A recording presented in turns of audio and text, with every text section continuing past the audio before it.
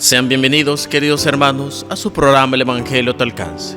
Hoy lunes de la segunda semana del tiempo de Pascua y celebrando la fiesta de San Marcos Evangelista, vamos a reflexionar el Evangelio según San Marcos en el capítulo 16, versículos del 15 al 20.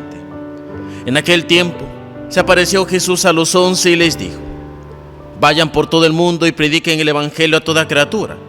El que cree y se bautice se salvará. El que se resista a creer será condenado. Estos son los milagros que acompañarán a los que hayan creído. Arrojarán demonios en mi nombre. Hablarán lenguas nuevas. Cogerán serpientes en sus manos.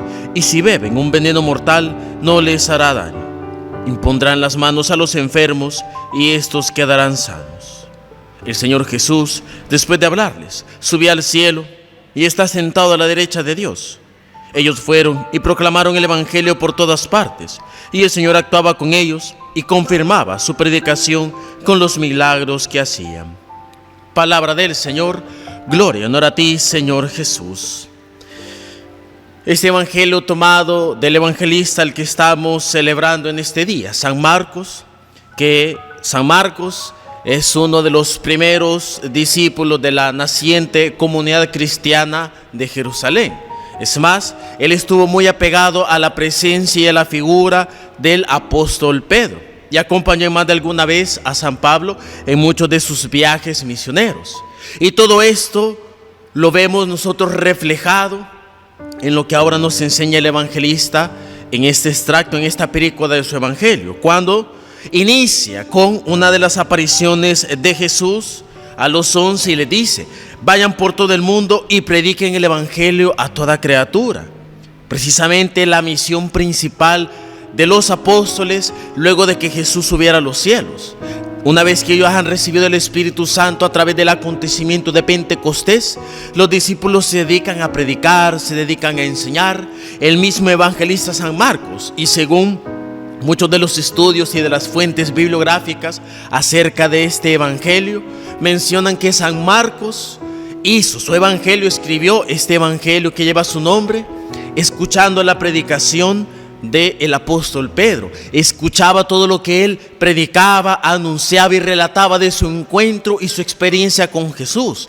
Y él fue escribiendo todo eso y así se fue creando este evangelio que está muy lleno de ese anuncio cristiano, de ese anuncio directo de nuestro Señor Jesucristo, esos relatos de milagros y tantas cosas que el apóstol Pedro y obviamente también San Marcos escucharon cada uno.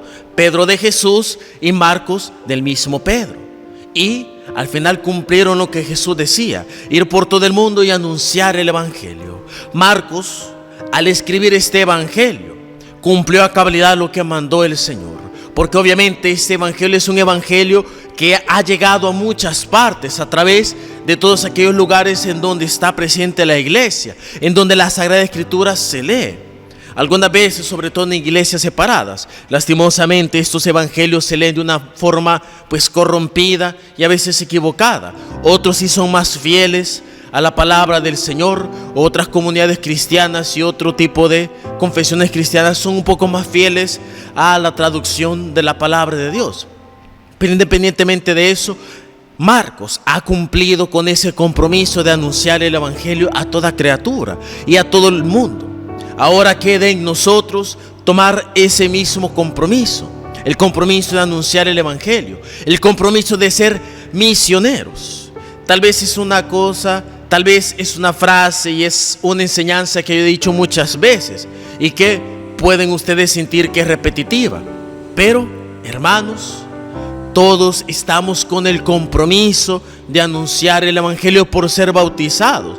No simplemente por ser nosotros sacerdotes, solo por ser misioneros, solo nosotros vamos a predicar. Todo aquel bautizado debe y tiene que tener ese compromiso de predicar el evangelio. ¿Por qué?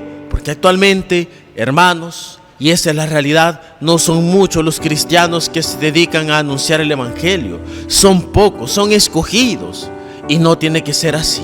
Todo aquel que tenga conocimiento de la palabra de Dios y la buena voluntad para anunciar su palabra debe de hacerlo, porque si no, estamos fallando al principal compromiso con el resucitado.